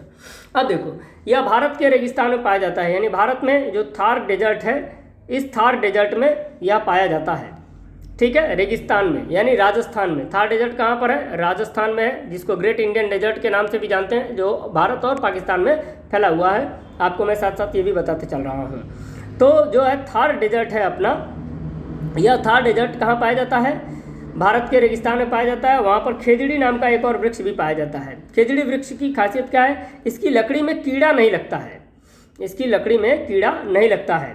फिर इसकी फलियों को, जो फलियाँ होती हैं इसकी, सब्जी भी बनती हैं। इसकी छाल दवा के रूप में प्रयोग होती है। इसे ज़्यादा पानी की ज़रूरत नहीं होती है, ये ऐसा पौधा है जिसको ज़्यादा पानी की ज़रूरत नहीं होती है। अब खेजड़ी वृक्षों के बारे में बात कर लेते हैं। तो आपको जैसे चिपको आंदोलन याद आता है, उसी तरह खेजड़ी वृक्षों के आंदोलन के लिए अमृता देवी बिश्नोई नाम की एक थी, तो उन्होंने इसके लिए इनकी रक्षा करते हुए, खेजड़ी वृक्षों की रक्षा करते हुए उन्होंने अपनी जान दे दी थी इसके लिए। तो इम्पॉर्टेंट है, अमृता देवी बिश्नोई खेजड़ी वृक्षों की रक्षा करते हुए इन्होंने अपनी जान दे दी थी। अगली बात करते हैं लाइकेन की। लाइकेन यानी सैक। लाइकेन क्या होता है जानते हैं, यह का उदाहरण है, यह सहजीविता का उदाहरण है। सहजीविता किसे कहते हैं जानना है, जब दो जीवों का एक साथ रहना एवं दोनों की को परस्पर लाभ होना, उसी को अपन बोलते हैं सहजीविता। यानी दो जीव एक साथ रहते हैं और दोनों को परस्पर लाभ होता हो, तो सहजीविता का उदाहरण है। लाइकेन दो जीवों शैवाल और कवक से मिलकर बनता है, तो लाइकेन जो है शैवाल और कवक से मिलकर बनता है। अब आखिरी बात करते हैं, शैवाल भोजन बनाता है तथा कवक जो है शैवाल को आश्रय प्रदान करता है। अब देखो दोनों एक साथ मिलकर रह रहे हैं, दोनों को लाभ है। शैवाल जो है भोजन बना ले रहा है, परंतु कवक क्या कर रहा है, शैवाल को आश्रय दे रहा है, घर दे रहा है उसको। लाइकेन वायु प्रदूषण का प्राकृतिक सूचक है। सबसे मोस्ट इम्पॉर्टेंट लाइन है, हमेशा लगभग बड़ी से छोटी सभी परीक्षाओं में प्रश्न के रूप में ये बात आई है हमेशा। वह क्या है जो इम्पॉर्टेंट है, लाइकेन जो है वायु प्रदूषण का प्राकृतिक सूचक है। जहाँ वायु में सल्फर डाइऑक्साइड गैस की अधिकता होती है वहाँ लाइकेन नहीं पाए जाते हैं, अर्थात वहाँ की वायु प्रदूषित है। यानी आप आसानी से पता लगा सकते हो कि कहाँ की वायु प्रदूषित है और कहाँ की वायु प्रदूषित नहीं है। यानी लाइकेन जहाँ नहीं मिलेगा वहाँ की वायु प्रदूषित है और जहाँ मिलेगा वहाँ की वायु प्रदूषित नहीं है, यानी सल्फर डाइऑक्साइड गैस की अधिकता वहाँ पर नहीं है। अगली इंपॉर्टेंट लाइन, जानवरों में भी सहजीविता देखने को मिलती है। यानी जानवरों में भी सहजीविता देखने को मिलती है। जैसे बगुला भैंस की पीठ पर बैठकर उसके शरीर पर मौजूद कीड़ों को खाता है, जिससे बगुले को भोजन भी मिल जाता है और भैंस की सफाई भी हो जाती है। आप देखोगे कि भैंस कहीं भी या गाय कहीं भी आप घास चर रही होती है तो उसके पीठ पर जो है बगुला आकर बैठ जाता है या कुछ जीव पक्षी आकर बैठ जाते हैं। वो क्या करते हैं, वह जो है दोनों को फ़ायदा होता है। जैसे बगुले को या किसी पक्षी को भोजन भी मिल जाता है और बाकी जो भैंस या गाय की पीठ की क्या हो जाती है, सफाई भी हो जाती है। अब अपन ये पादप जगत की बात करने के बाद अब आते हैं दूसरा, सजीव जगत में दूसरा होता है, उसका नाम है जंतु जगत यानी फौना। जंतु जगत की बात करते हैं अपन, फौना की बात करते हैं। इस जगत में जंतुओं के विषय में अध्ययन किया जाता है। वहाँ पौधों के विषय में अध्ययन किया जा रहा था, यहाँ जंतुओं के विषय में अध्ययन किया जा रहा है। अरस्तु जो अरस्तु है आगमनात्मक विधि का भी जन्मदाता है, को इसको जंतु विज्ञान का जनक कहा जाता है। आपको याद रखना है कि जंतु विज्ञान का भी ये क्या कहा जाता है, जनक कहा जाता है। अरस्तु जंतु विज्ञान का भी जनक कहा जाता है। अगला, पानी में रहने वाले जीव जैसे मछलियाँ, ऑक्टोपस, दरियाई घोड़ा आदि। रेंग कर चलने वाले जीव जैसे सांप, छिपकली, केचुआ आदि। कीड़े मकोड़ों में जैसे बिच्छू, तितली, मच्छर, मकड़ी आदि। पशु पक्षी और मनुष्य, ये सभी जो है जंतु जगत में आते हैं। जैसे पानी में रहने वाला, रेंग कर चलने वाला, कीड़ा मकोड़ा, पशु पक्षी और मनुष्य, ये सब क्या है, जंतु जगत में आते हैं। ये आपने को दिमाग में रखना है, यानी फौना। इसमें मनुष्य भी आता है, पशु पक्षी आते हैं, कीड़े मकोड़े आते हैं, रेंग कर चलने वाले जीव आएंगे, पानी में रहने वाले जीव आएंगे। इन सारे जीवों को अपन क्या बोलते हैं, जंतु जगत बोलते हैं, यानी फौना बोलते हैं। अब आते हैं मनुष्य में संवहन और परिसंचरण तंत्र। ये इंपॉर्टेंट है, इस पर बात करते हैं। मनुष्य में संवहन और परिसंचरण तंत्र क्या है। मनुष्य विभिन्न चीज़ों को खाता है जो पचने के बाद शरीर के विभिन्न भागों तक पहुंचता है, सभी जानते हैं आप। अगला, पाचन प्रक्रिया के दौरान कुछ अपशिष्ट पदार्थ उत्पन्न होते हैं जिनको शरीर के उस भाग तक पहुंचना आवश्यक है जहां से वे बाहर निकल सकें। यानी अगर वो बाहर नहीं निकलेंगे तो हमारा जो है सिस्टम जो है गड़बड़ हो जाएगा। तो अब आपको इसको जानना है कि क्या चीज़ें हैं वो। अगली बात, पाचित भोजन एवं ऑक्सीजन का शरीर के विभिन्न भाग तक यानी विभिन्न अंगों तक पहुंचना और अपशिष्ट पदार्थ एवं कार्बन डाइऑक्साइड का उत्सर्जन अंग तक पहुंचना ही परिसंचरण तंत्र कहलाता है। ये जानना है आपको। क्या इंपॉर्टेंट बात है, परिसंचरण तंत्र क्या क्या होता है जानना है ये आपको। पाचित जो भोजन होता है, पचा हुआ जो भोजन होता है एवं ऑक्सीजन का शरीर के विभिन्न अंग तक पहुंचना और अपशिष्ट पदार्थ जो होते हैं यानी कार्बन डाइऑक्साइड का उत्सर्जन अंग तक पहुंचना, इसी प्रक्रिया को अपन परिसंचरण तंत्र बोलते हैं। विलियम हार्वे एक विद्वान था, इसने परिसंचरण तंत्र की खोज की थी। इंपॉर्टेंट है, प्रश्न बन जाता है, परिसंचरण तंत्र की खोज किसने की थी, तो आपको बता देना है क्या, विलियम हार्वे ने की थी। अब अपन पढ़ते हैं परिसंचरण तंत्र के भाग, यानी परिसंचरण तंत्र के, अब आपको जानना है निम्नलिखित भाग होते हैं। परिसंचरण तंत्र के निम्नलिखित भाग होते हैं। पहला भाग होता है रक्त, या इसको रुधिर या खून या ब्लड आप बोलते हो। चलो तो जानते हैं क्या है। यह एक चिपचिपा तरल लाल रंग का पदार्थ है। इसका लाल रंग इसमें मौजूद एक वर्णक हीमोग्लोबिन के कारण होता है। अब पूछ देता है सीधे सीधे कि जो है रुधिर का रक्त जो रुधिर या रक्त या खून का रंग लाल क्यों होता है, तो आपको बताना है इसमें एक वर्णक होता है हीमोग्लोबिन, इसी के कारण जो है इसका रंग क्या होता है, लाल होता है, आपको जानना है। अब इम्पॉर्टेंट बात इसमें जानो, देखो काकरोच केकड़े जैसे जीवों में यह वर्णक नहीं पाया जाता, यानी हीमोग्लोबिन नहीं पाया जाता, इसीलिए उनका खून लाल नहीं होता है। आप जब देखोगे कि जो काकरोच और केकड़ा जब मरा होगा, ये जब आप उन्हें मार कर देखोगे तो आपको ये पता चलेगा क्या कि उनका खून लाल नहीं होता है, यानी उनमें हीमोग्लोबिन नहीं पाया जाता है। अब आप चेक करने के लिए मारने नहीं लगना, क्योंकि जीवों को मारना जो है ठीक नहीं है भारतीय संस्कृति में, है ना। चलिए आइए, कोई बात नहीं। कार्य की बात करते हैं, यानी इसका कार्य क्या है। यह पचे हुए भोजन को शरीर के विभिन्न भाग तक पहुंचाता है। फिर यह फेफड़ों से ऑक्सीजन को शरीर के अन्य भागों तक पहुंचाता है एवं शरीर के अन्य भागों से कार्बन डाइऑक्साइड को फेफड़े तक पहुंचाता है। तो ये इसका कार्य है, ये आपको जानना है। यह फेफड़ों से ऑक्सीजन को शरीर के अन्य भागों तक पहुंचाता है और शरीर के अन्य भागों से कार्बन डाइऑक्साइड को फेफड़ों तक पहुंचाता है। ये चीज़ आपको जाननी है। अब इसमें आपको जानना है क्या, यह अपशिष्ट पदार्थों को शरीर से बाहर निकालने के लिए उन्हें उत्सर्जन अंगों तक भी पहुंचाता है। तो इसका ये भी काम है, ये इंपॉर्टेंट है, ये भी आपको जानना है। यह अपशिष्ट पदार्थों को शरीर से बाहर निकालने के लिए उन्हें उत्सर्जन अंगों तक भी पहुंचाता है। अब अपन बात करते हैं हृदय की, यानी दिल की, यानी हार्ट की बात करते हैं अपन। ये क्या है जानते हैं, चलिए। यह मनुष्य की बाईं छाती में, यानी बाईं ओर स्थित होता है। इसका आकार मनुष्य की मुट्ठी के बराबर होता है, यानी आप अपनी मुट्ठी बंद करेंगे तो आपकी मुट्ठी का आकार जितना है उतना ही बड़ा आपके हृदय का आकार है, यानी दिल का आकार है। ये प्रश्न बन जाता है, इंपॉर्टेंट है आपको। अगला है, मनुष्य का हृदय 4 भागों में, यानी कक्ष बोलते हैं, विभाजित होता है। ऊपर वाले दोनों भागों को आलिंद कहते हैं और नीचे वाले दोनों भागों को निलय कहते हैं। यानी जो मनुष्य का हृदय होता है 4 कक्षों में होता है, 4 भागों में होता है। ऊपर वाले भाग या कक्ष आलिंद कहलाते हैं और नीचे वाले भाग या कक्ष को है अपन नीले बोलते हैं। ये चीज़ आपको जाननी है, समझनी है, इनको नीले बोला जाता है। अगली बात आपको जानना है क्या, वो अगली बात ये है कि यह लगातार धड़कता रहता है। कौन, हृदय, यह जो है लगातार धड़कता रहता है। और यह धड़कता कितनी बार है, 1 मिनट में 72 बार धड़कता है। यह जो है हृदय लगातार धड़कता रहता है और यह 1 मिनट में 72 बार धड़कता है। अब यह 1 मिनट में 72 बार धड़कता है। अब आपको ये जानना है कि 1 मिनट में 72 बार धड़कता है। अब इसमें इम्पोर्टेंट क्या बात है, बच्चों के दिल की धड़कन इससे भी ज़्यादा होती है। डरने पर या ज़्यादा खुश होने पर या फिर दौड़ भागने पर दिल की धड़कन बढ़ जाती है। जब भी हम ज़्यादा डर जाएं या ज़्यादा खुश हो जाएं या दौड़ भाग कर आएँ तो हमारे दिल की धड़कन बढ़ जाती है।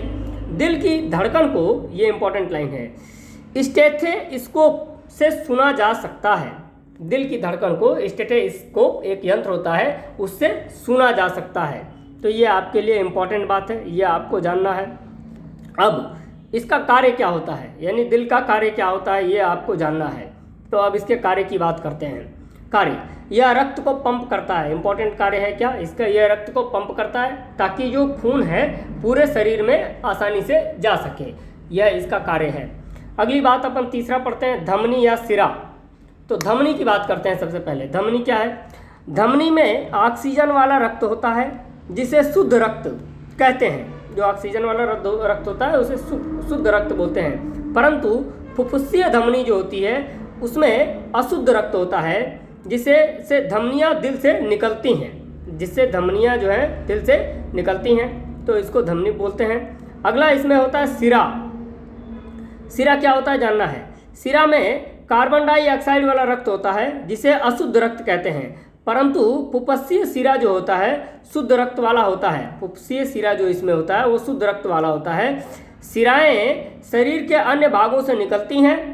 मनुष्य के हाथ पैरों पर जो हरी हरी नालियाँ दिखाई देती हैं वही सिराएँ होती हैं। जो आप जिसको नसें बोलते हो, जो हरी हरी दिखाई देती हैं वो क्या होते हैं, उनको सिराएँ बोलते हैं, जो नलियाँ दिखाई देती हैं। ठीक है, अब आपको इम्पॉर्टेंट लाइन एक और चीज़ पे लेके चलते हैं, वो क्या है, मनुष्य में 4 प्रकार के रक्त समूह पाए जाते हैं। ये इम्पॉर्टेंट लाइन है। मनुष्य में 4 प्रकार के ब्लड ग्रुप यानी रक्त समूह पाए जाते हैं, जैसे AB और O, ये 4 पाए जाते हैं। अगली बात इंपॉर्टेंट इसमें, AB रक्त समूह वाला व्यक्ति सभी से रक्त ले सकता है। जो भी AB समूह का है वह सभी से रक्त ले सकता है, इसीलिए AB को सार्वभौमिक प्राप्तकर्ता कहते हैं। इंपॉर्टेंट लाइन है सभी, इसलिए AB जो है किसी से भी ब्लड ले सकता है, इसीलिए इसको सार्वभौमिक प्राप्तकर्ता कहते हैं। दूसरा, O रक्त समूह वाला व्यक्ति सभी को रक्त दे सकता है, इसीलिए इसे को सार्वभौमिक दानकर्ता कहते हैं। ठीक, तो ये 2 लाइन आपके लिए इंपॉर्टेंट है। AB जो है ये प्राप्तकर्ता कहलाता है और O दानकर्ता कहलाता है सार्वभौमिक स्तर पर। ठीक है, चलिए अब अपन अलग अलग जीवों में हृदय के अलग अलग कक्ष होते हैं, इसको भी जानने का प्रयास करते हैं। और यहाँ से तो प्रश्न पक्का आते हैं, 100% गारंटी के साथ इससे प्रश्न आ जाते हैं। ये चीज़ आपको समझनी है। तो इससे क्या प्रश्न आते हैं, विभिन्न जीवों में हृदय के कक्ष। अब आपको एक तरफ जीव देखने को मिल रहे हैं, एक तरफ कक्ष, ये मैं आपको दिखाते चल रहा हूँ। जैसे मछलियाँ में 2 कक्ष पाए जाते हैं। सरीसृप यानी रेंग कर जानने वाले जीव जैसे सांप, छिपकली, इन सारे जीवों में 3 कक्ष पाए जाते हैं। उभयचर जीव यानी जो जमीन में और पानी में दोनों में रहने वाले जीव होते हैं, जैसे मगरमच्छ, इसमें जो भी 3 कक्ष पाए जाते हैं। पक्षी यानी जो पक्षी हैं आपके, इसमें 4 कक्ष पाए जाते हैं। स्तनधारी जीव, इनमें भी 4 कक्ष पाए जाते हैं। इंपॉर्टेंट है कॉकरोच, अब ये आपको जानना है, इसमें जो है 13 कक्ष पाए जाते हैं। इंपॉर्टेंट है कॉकरोच का, हमेशा पूछा गया है कॉकरोच में कितने कक्ष पाए जाते हैं, 13 कक्ष पाए जाते हैं।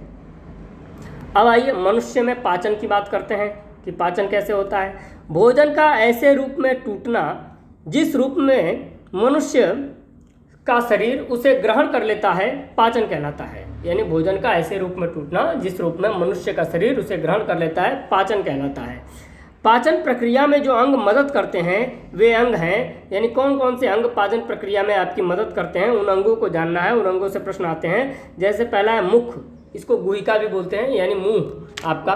फिर है दूसरा ग्रास नली, फिर है अमाशय यानी पेट, फिर छोटी आंत यानी क्षुद्रांत, फिर बड़ी आंत यानी बृहद्रांत, फिर है मलाशय और गुदा। तो ये जो है क्या है, ये पाचन में की प्रक्रिया में अंग मदद करने वाले अंग हैं। अब इन अंगों को हमको पढ़ना है, इन अंगों को हमको जानना है।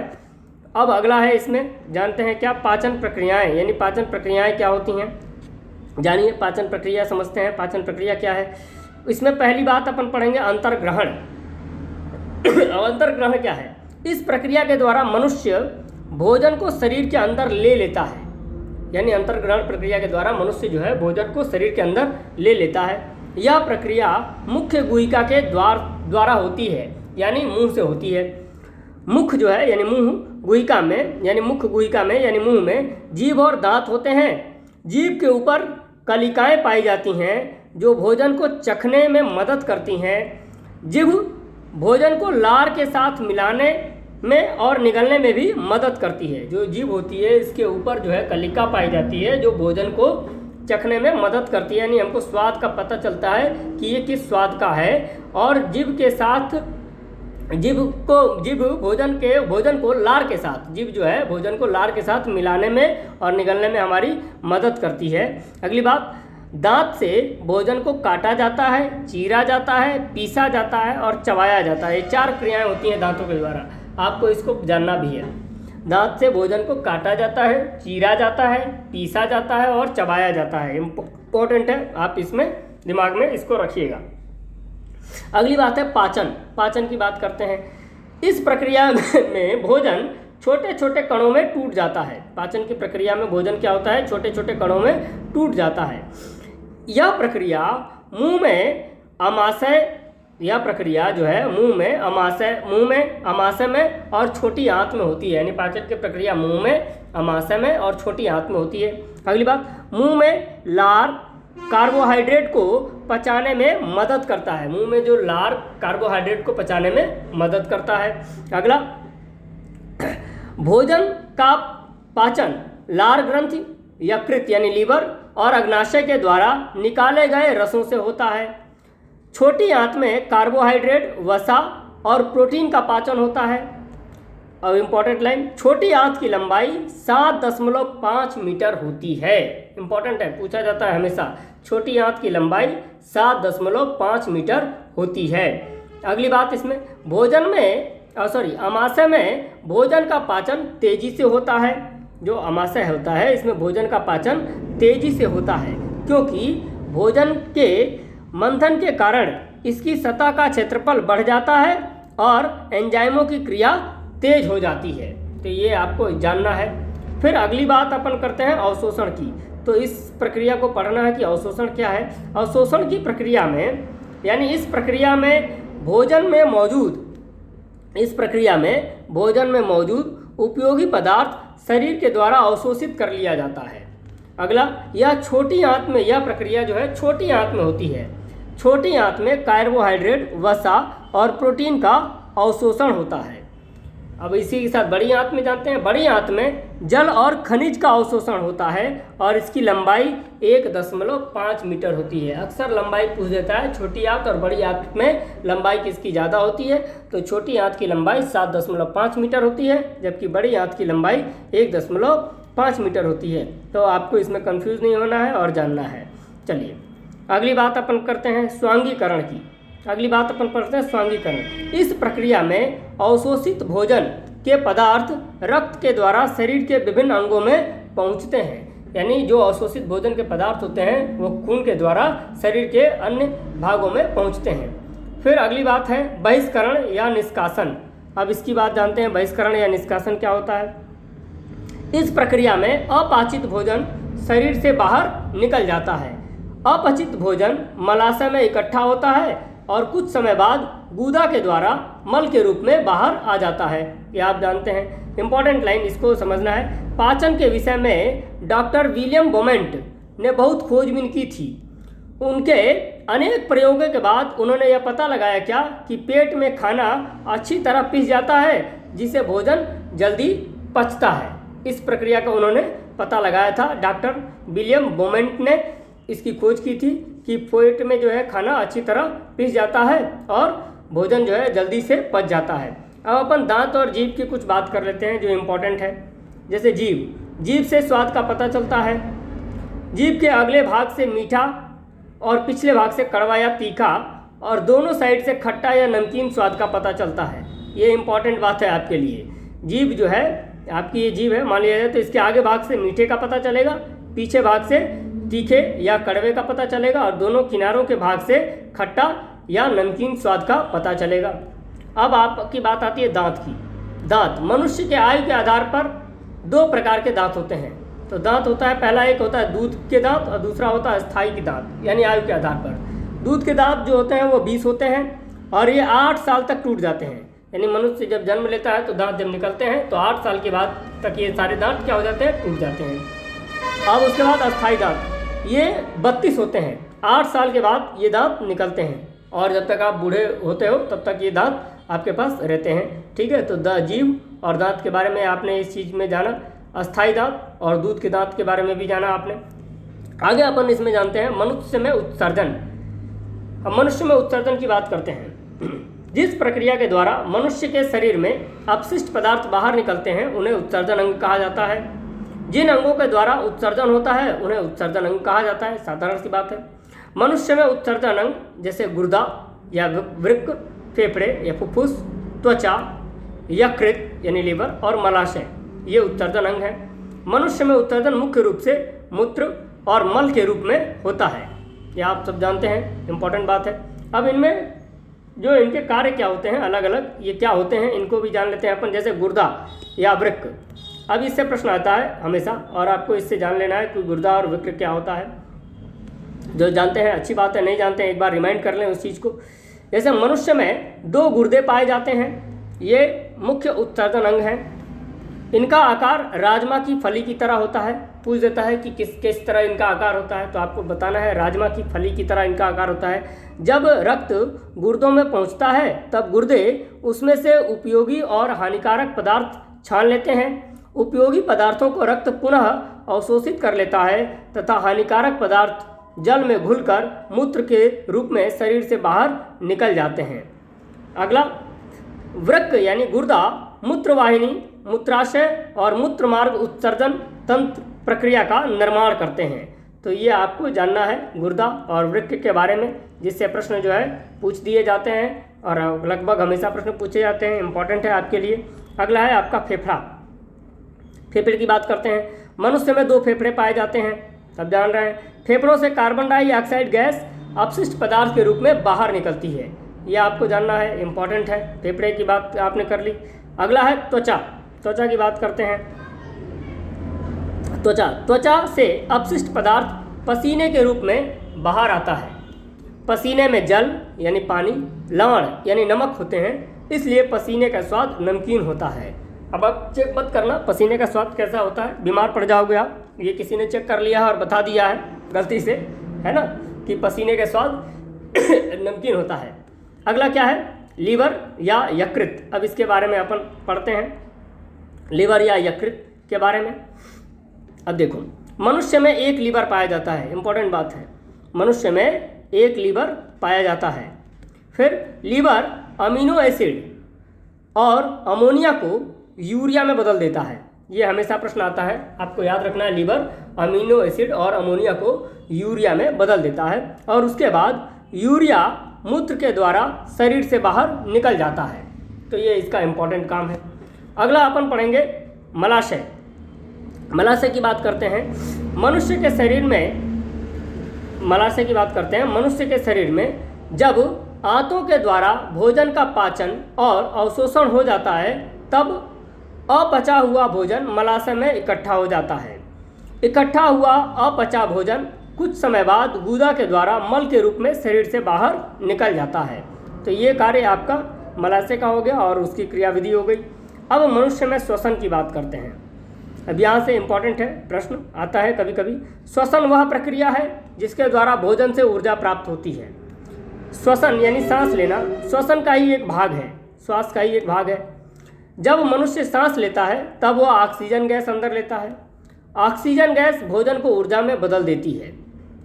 ऊर्जा निर्माण के दौरान कार्बन डाइऑक्साइड गैस बनती है जो मनुष्य के सांस छोड़ने पर शरीर से बाहर निकलती है।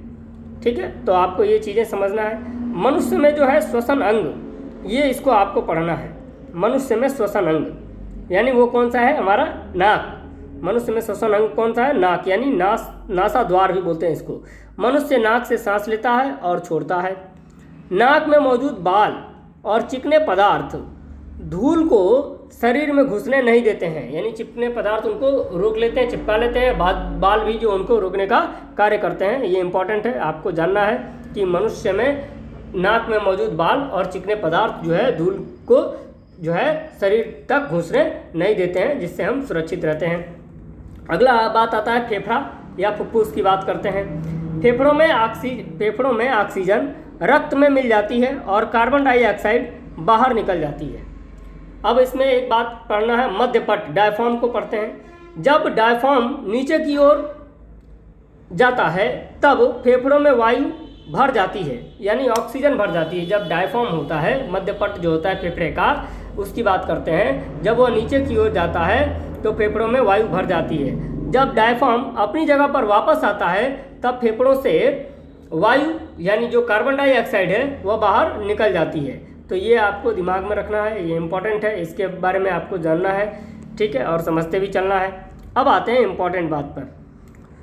कुछ जो जानवर होते हैं यानी विशेष जानवर, उनके बारे में आपको पढ़ना है, उनके बारे में जानना है। इनसे प्रश्न पूछे जाते हैं। कुछ के बारे में आप जानते होंगे, कुछ के बारे में नहीं जानते होंगे।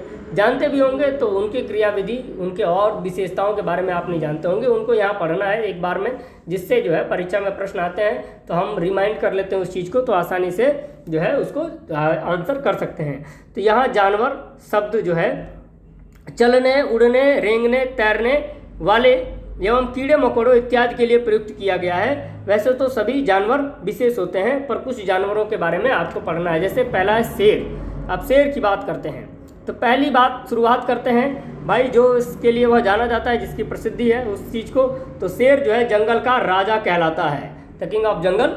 तो इसको आप जानते हो, शेर जंगल का राजा कहलाता है।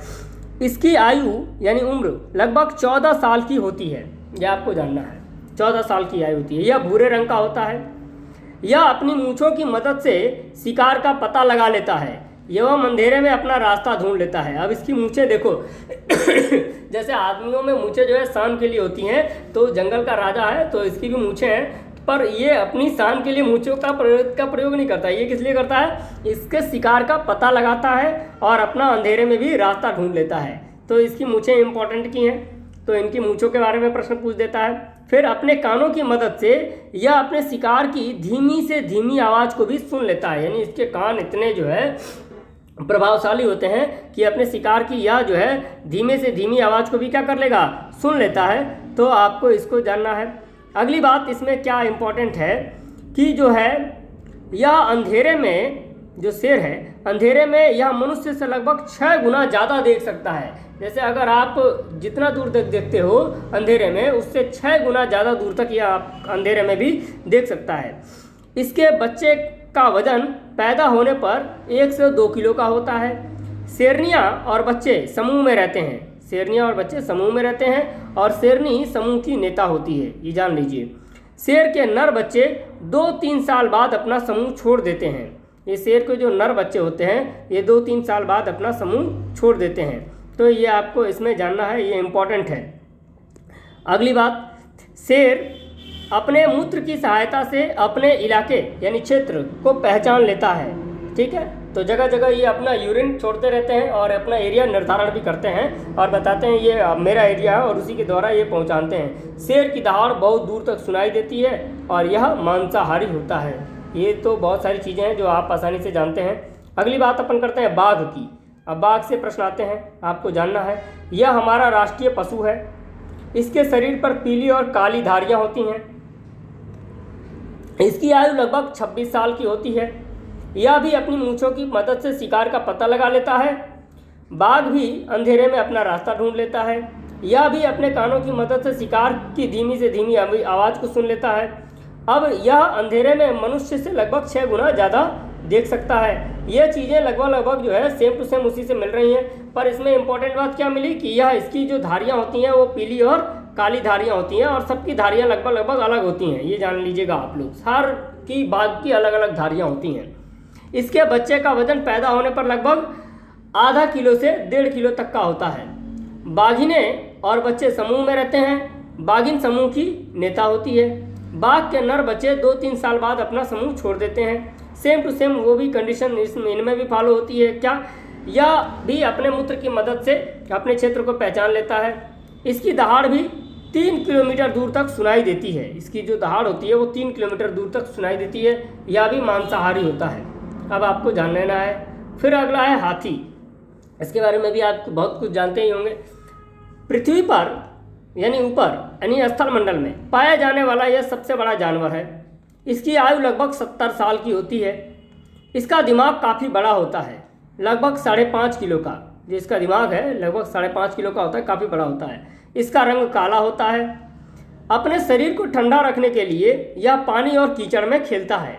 ठीक है, आपको जानना है अपने शरीर को ठंडा रखने के लिए क्या करता है, टेम्परेचर को कम करने के लिए अपने शरीर का या कीचड़ और पानी में क्या करता है, खेलता है। अब एक दिन जानिए, एक दिन में एक बड़ा हाथी लगभग 1 क्विंटल यानी 100 किलो से ज़्यादा पत्ते और झाड़ियाँ खा जाता है। इसीलिए यह शाकाहारी है। यानी एक दिन में जो है यह शाकाहारी जानवर है, आपको जानना है। और एक दिन में ये लगभग जो है 100 किलो यानी 1 क्विंटल से ज़्यादा पत्ते और झाड़ियाँ खा जाता है। इसके बच्चे का वजन लगभग 2 क्विंटल होता है। हथनियाँ और बच्चे समूह में रहते हैं। एक समूह में लगभग 10 से 12 जानवर होते हैं और सबसे बुजुर्ग हथनी समूह की नेता होती है। हाथी के नर बच्चे 14-15 साल बाद अपने समूह को छोड़ देते हैं। हाथी बहुत कम सोते हैं, यह आपको याद रखना। हाथी बहुत कम सोते हैं या 2 से 4 घंटे बस सोते हैं। अगली बात, हाथी के कान बहुत बड़े होते हैं। यह सुनने के अलावा कानों से हवा भी कर लेता है, जिसके कारण इसके शरीर का तापमान क्या होता है, कम होता है। दिमाग का तापमान कम होता है। ठीक है, अब आपको इसमें जानना है वेल की बात करनी है। व्हेल मछली आप जानते ही हो, यह पानी में रहती है परंतु स्तनधारी है। ये हमेशा प्रश्न आता है। व्हेल जो है स्तनधारी है, यह बच्चे को जन्म देती है, क्योंकि यह बच्चे को जन्म देती है। इंपॉर्टेंट, व्हेल ब्लू व्हेल जो है, व्हेल की में शाखा इसकी ब्लू व्हेल जो है पृथ्वी की सबसे बड़ी जानवर है। आपको ये दिमाग में रखना है, ब्लू व्हेल पृथ्वी की सबसे बड़ी जानवर है। यह फेफड़ों से सांस लेती है। इसकी आयु लगभग 90 साल होती है। तो फेफड़े की बात करते हैं, यानी ब्लू व्हेल जो है पृथ्वी की सबसे बड़ी जानवर है और यह फेफड़ों से सांस लेती है और इसकी आयु जो है लगभग 90 साल होती है। हाथी जो है स्थलमंडल का सबसे बड़ा जानवर था, परंतु ब्लू व्हेल इस पूरे संपूर्ण पृथ्वी यानी स्थलमंडल, जलमंडल, वायुमंडल में सबसे बड़ी जानवर है। आपको ये याद रखना है। अब अपन पढ़ते हैं डॉल्फिन की बात करते हैं। डॉल्फिन पानी में रहती है परंतु स्तनधारी है। ये भी प्रश्न आता है, स्तनधारी है क्योंकि यह बच्चे को जन्म देती है। यह फेफड़ों से सांस लेती है। इंपॉर्टेंट है, प्रश्न आता है हमेशा जो है, यह किससे सांस लेती है? फेफड़ों से सांस लेती है। इसकी आयु लगभग 50 साल होती है। अंधी डॉल्फिन यानी सूंस भारत की राष्ट्रीय जलीय जीव है, जिसको गांगेय डॉल्फिन भी कहते हैं। अंधी डॉल्फिन यानी जिसको सूंस कहते हैं, यह भारत की राष्ट्रीय जलीय जीव है। इंपॉर्टेंट लाइन है, प्रश्न पूछता है। यह बुद्धिमान है और मनुष्य के साथ बहुत जल्दी घुल मिल जाती है। आपने हमेशा सुना होगा क्वेश्चन में क्या कि फला नदी में कोई डूब रहा था और उसमें जो है मछली आई और उसने उसको क्या कर लिया, बचा लिया। तो वो मछली कौन से यह थी? वो डॉल्फिन थी और यह जो है सर्वाहारी है। यह आपको याद रखना है, ये सर्वाहारी जीव है। अब आपकी बात करते हैं सांप की। इंपॉर्टेंट जीव है सांप और इसकी बात कर लेते हैं। सांप की बात, सांप या रेंग कर चलते हैं। इनके दांत होते हैं परंतु ये भोजन को पूरा निगल जाते हैं। इनके कान नहीं होते हैं, या जमीन पर हुए कंपन को महसूस करते हैं और उसी से सुनते हैं। इनके कान नहीं होते हैं। ये मांसाहारी होते हैं। अब शुद्ध मांसाहारी होते हैं। देखो, मैं आपका एक भ्रम दूर कर रहा हूँ। सांप जो है शुद्ध मांसाहारी जीव होता है। आप फिर बोलोगे कि सांप तो दूध पीता है। नहीं साहब, वो सांप दूध नहीं पीता है। जो सपेरे होते हैं, जब नाग पंचमी में दूध पिलाया जाता है तो उससे 1 महीने पहले सांप को झपोली में बंद कर देते हैं और जब झपोली में उसको बंद कर देते हैं तो उसको 1 महीने 2 महीने तक यानी नाग पंचमी के दिन तक कभी कुछ खाना पीना नहीं देते हैं। यानी वह भूख और प्यास से तड़प रहा होता है और उस दिन वो खोलते हैं तो वह दूध को पानी समझकर उसमें मुँह डाल देता है और उसको पी लेता है। और जब पी लेता है तो 2 दिनों में ही उसकी आंतें सड़ जाती हैं और वो मर जाता है। तो सांप को कभी भी दूध पिलाएं तो इस चीज़ को आप ध्यान में रखें। सांप शुद्ध मांसाहारी जीव होता है, यह शाकाहारी जीव नहीं होता है, ठीक है। और दूध पीने के बाद इसकी आंतें सड़ जाती हैं और यह मर जाता है। तो आपका ये जो है भ्रम, अगर आप जानते होंगे तो अच्छी बात, नहीं जानते हो तो जान लीजिए, यह शुद्ध मांसाहारी जीव होता है। अगली बात, यह अपने 2 खोखले दांतों का प्रयोग जहर निकालने के लिए करता है। इसके काटने की दवाई इनके जहर से ही बनाई जाती है। इंपॉर्टेंट, इनके काटने की जो दवाई होती है इनके जहर से ही बनाई जाती है। हमारे देश में केवल 4 प्रकार के जहरीले सांप पाए जाते हैं। 4 प्रकार के जहरीले, लगभग 1900 से ज़्यादा प्रकार के सांप होते हैं, परंतु भारत में 4 प्रकार के जहरीले सांप पाए जाते हैं, जिनमें नाम है उनका नाग यानी कोबरा, दुबोइया, करैत और अफाई। ये सबसे जहरीले सांपों में से एक हैं। तो कोबरा सांप, इंपॉर्टेंट प्रश्न है, कोबरा सांप घोंसला बनाता है। ये आपको जानना है, कोबरा सांप क्या करता है? घोंसला बनाता है। अजगर सबसे लंबा जीव है और इसकी लंबाई 30 फीट तक हो सकती है। सांपों में कुछ एनाकोंडा भी होते हैं। सांपों की बात आ रही है तो आपको बता दे रहा हूँ। दक्षिण अमेरिका जो महाद्वीप है, वहाँ पर अमेजन बेसिन नदी यानी ब्राज़ील देश में की मुख्य नदी है, तो वहाँ पर दुनिया का सबसे ज़्यादा एनाकोंडा सांप पाया जाता है। और एनाकोंडा अजगर सांप क्या प्रजाति है, सबसे लंबा होता है और यह जो है क्या करते हैं, सबसे लंबा वहाँ अमेजन बेसिन में पाया जाता है। ये आपको याद भी रखना है। अगली बात, सांपों के बारे में, यह किसानों के मित्र होते हैं। केचुआ ही मित्र नहीं होता, सांप भी किसानों के मित्र होते हैं, क्योंकि ये फसलों को नुकसान पहुँचाने वाले चूहों को क्या करते हैं, खा जाते हैं। तो सभी पारिस्थितिक तंत्र में सब, आप सांप को समझते हो कि आपका बेकार जीव है, नहीं, इसको तो नहीं रहना चाहिए। तो देखिए, ये इंपॉर्टेंट है, मित्र होता है किसानों का। और किसान आप जानते ही हो, नारा दिया गया जय जवान जय किसान।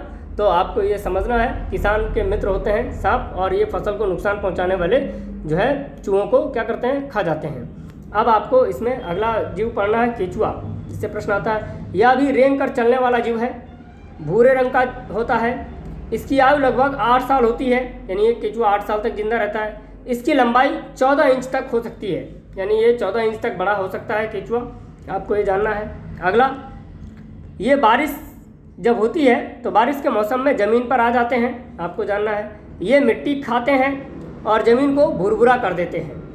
ये भी किसानों के मित्र हैं, क्योंकि जब ये मिट्टी को भुरभुरा करते हैं तब हवा उसमें चली जाती है, जो फसलों के लिए लाभदायक होती है। तो ये आपको जानना है। अब अगला जीव है जिसके बारे में आपको जानना है और इससे प्रश्न आते हैं, उसका नाम है स्लॉथ। स्लॉथ के बारे में जानते हैं। तो स्लॉथ जो है भालू जैसा जानवर है। यह रात्रिचर है, यानी रात में जगता है, दिन में सोता है और लगभग 18 घंटे तक सोने का काम करता है। यह पेड़ों पर उल्टा लटक कर सोता है। इसकी आयु लगभग 40 साल होती है। यह एक अच्छा तैराक भी है, यानी तैरता भी है। यह पेड़ों के पत्ते और कीड़े मकोड़े खाता है। तो स्लॉथ भालू जैसा जानवर है जिसके बारे में आपने जाना कि पेड़ों पर क्या करता है, उल्टा लटक कर सोता है और लगभग 18 घंटे सोता है। अब आप बात करते हैं शीत निद्रा की। ये इंपॉर्टेंट है आपके लिए। शीत निद्रा क्या है? शीत निद्रा जानिए। कुछ जानवर ठंड के मौसम में बिल्कुल दिखाई नहीं देते हैं। वे पूरी सर्दी अपने अपने आश्रय में सोते रहते हैं, यानी अपने अपने घर में सोते रहते हैं। उसी को बोलते हैं शीत निद्रा, यानी जब तक शीतकाल होते हैं तब तक वो सोते हैं। जैसे सांप, बिच्छू, छिपकली, भालू, ये शीत निद्रा वाले जीव हैं। या जो है शीतकाल में क्या होते हैं, सोते रहते हैं। तो ये आपको इनके बारे में जानना है। अब आपको जानना है क्या, कोशिका। कोशिका क्या होती है, कोशिका के बारे में समझते हैं। इसमें अगला पॉइंट आता है क्या, कोशिका का। जिस तरह ईंटों से घर बनते हैं उसी तरह जानवर भी छोटी छोटी इकाइयों से बने होते हैं। इन छोटी छोटी इकाइयों को कोशिका कहा जाता है, अर्थात कोशिका किसी जीव का आधारभूत इकाई होती है। यह आपको जानना है, कोशिका किसी जीव की आधारभूत इकाई होती है। अब इसको ऐसे भी समझते हैं, अथवा कोशिका किसी जीव की संरचनात्मक एवं कार्यात्मक इकाई है। इसको इस तरह भी समझ लेते हैं, यानी कोशिका किसी जीव की संरचनात्मक या कार्यात्मक इकाई है। कोशिका की खोज 1662 में रॉबर्ट हुक ने कार्क, जो एक प्रकार की लकड़ी है, में की थी। यानी रॉबर्ट हुक ने 1662 में जो है क्या किया था, कार्क में कोशिका की खोज की थी। कोशिका के आधार पर जीव दो प्रकार के होते हैं, एक कोशिकीय जीव, बहुकोशिकीय जीव। तो अब इनको पढ़ते हैं कि एक कोशिकीय जीव कौन से होते हैं। एक कोशिकीय जो जीव होते हैं उनके बारे में पढ़ते हैं, इंपॉर्टेंट है, देखिए आपके लिए। एक कोशिकीय जीव, ये वे जीव हैं जो सिर्फ एक कोशिका से बने होते हैं, जैसे जीवाणु, अमीबा, पैरामीशियम आदि जो है ये एक कोशिकीय जीव हैं। बहुकोशिकीय जीवों में ये वे जीव होते हैं जो एक से ज़्यादा कोशिका से बने होते हैं, जैसे कवक, जानवर। ये सारे जीव जो होते हैं क्या होते हैं, ये बहुकोशिकीय जीव होते हैं। अब आपको इसमें पढ़ना है कोशिका की संरचना, यानी कोशिका का स्ट्रक्चर कैसा होता है, ये आपको पढ़ना है। अब जानते हैं कोशिका की संरचना। कोशिका के अनेक भाग होते हैं जिन्हें कोशिकांग कहा जाता है। इन कोशिकांगों के अलग अलग कार्य होते हैं। पेड़ पौधों और जानवरों की कोशिकाएं अलग अलग होती हैं, किंतु दोनों की कोशिकाओं में कुछ कोशिकांग एक समान होते हैं। कोशिका के कोशिकांग एवं उनके कार्य निम्नलिखित हैं, यानी कोशिकांग क्या होते हैं, कौन कौन से, और उनके कार्य क्या क्या होते हैं, इसके बारे में अपन यहाँ पर पढ़ते हैं। तो सामने सामने है, इस चीज़ को समझना है। कोशिकांग और एक तरफ कार्य। कोशिकांग में जैसे कोशिका भित्ति, इसका क्या कार्य है, यह सिर्फ पेड़ पौधों में पाई जाती है। इसका कार्य पादप कोशिका को आकार देना और रक्षा करना होता है। फिर है कोशिका झिल्ली। कोशिका झिल्ली क्या है, इसका कार्य कोशिका के अंदर बाहर आने जाने वाले कणों को नियंत्रित करना है। फिर होता है केंद्रक। इसका कार्य कोशिका की सभी गतिविधियों को नियंत्रित करना है। यह एक पीढ़ी से दूसरी पीढ़ी तक आनुवंशिक गुणों को भी पहुंचाता है। तो ये इंपॉर्टेंट है आपका, एक पीढ़ी से दूसरी पीढ़ी तक जो आनुवंशिक गुण होते हैं उसको भी पहुंचाता है। वो कौन है, केंद्रक है, यह कोशिकांग है। फिर अगला है तारककाय।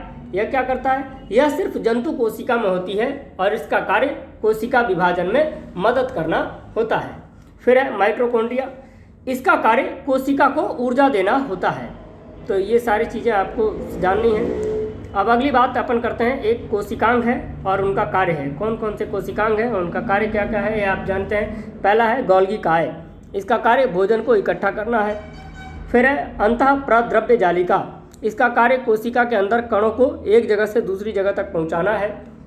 फिर है लाइजोसोम, यह सिर्फ जंतु कोशिका में पाई जाती है, इसका कार्य कणों को पचाना है। फिर है अगला राइबोसोम, राइबोसोम इसका कार्य प्रोटीन बनाना है। फिर अगला है रिक्तिका, रिक्तिका का कार्य क्या है ये जानना है। इसका कार्य कोशिका के अंदर अपशिष्ट पदार्थों को इकट्ठा करना है। फिर है लवक, यह सिर्फ पादपों में पाया जाता है, इसका कार्य पौधों को हरा रंग देना, भूमिगत भागों में भोजन इकट्ठा करना और फल फूलों को रंग प्रदान करना है। तो ये आपको इसको समझना है। अगली बात इसमें जानते हैं क्या, कोशिका द्रव्य। कोशिका द्रव्य क्या है, कोशिका के अंदर जो द्रव्य पाया जाता है जिसमें सभी कोशिकांग पाए जाते हैं, कोशिका द्रव्य कहलाता है। केंद्रक द्रव्य, केंद्रक के अंदर पाए जाने वाला द्रव्य केंद्रक द्रव्य कहलाता है। और जीव द्रव्य क्या है, कोशिका द्रव्य और केंद्रक द्रव्य मिलकर जीव द्रव्य बनाते हैं, यह कोशिका का जीवित पदार्थ कहलाता है।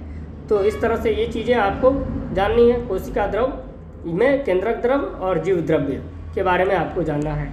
आगे अपन जानने का प्रयास करते हैं पादप कोशिका और जंतु कोशिका में विभिन्नता, यानी इनमें भिन्नता क्या है। पादप कोशिका और जंतु कोशिका में भिन्नता क्या है, अलग अलग कौन से हैं। तो एक तरफ कोशिकांग है, फिर पादप कोशिका, फिर जंतु कोशिका। तो इस तरह आपको पढ़ना है, जैसे कोशिका भित्ति पादप कोशिका में होती है और जंतु कोशिका में नहीं होती। फिर अगला है लवक, पादप कोशिका में पाया जाता है और जंतु कोशिका में नहीं पाया जाता है। उसी तरह अगला है क्या, तारक काय। तारक काय जो है वह इसमें नहीं पाया जाता, इसमें पाया जाता है। लाइजोसोम इसमें नहीं होते, इसमें होते हैं। फिर रिक्तिका, इसमें बड़ी होती है, इसमें छोटी होती है। फिर इसका आकार बड़ा होता है और इसकी कोशिका का आकार छोटा होता है। तो ये आपको जान लेना है, समझ लेना है कि जो कोशिकांग हैं वह पादप कोशिका और जंतु कोशिका में कैसे होते हैं। इस चीज़ को आपको समझ लेना है, जान लेना है।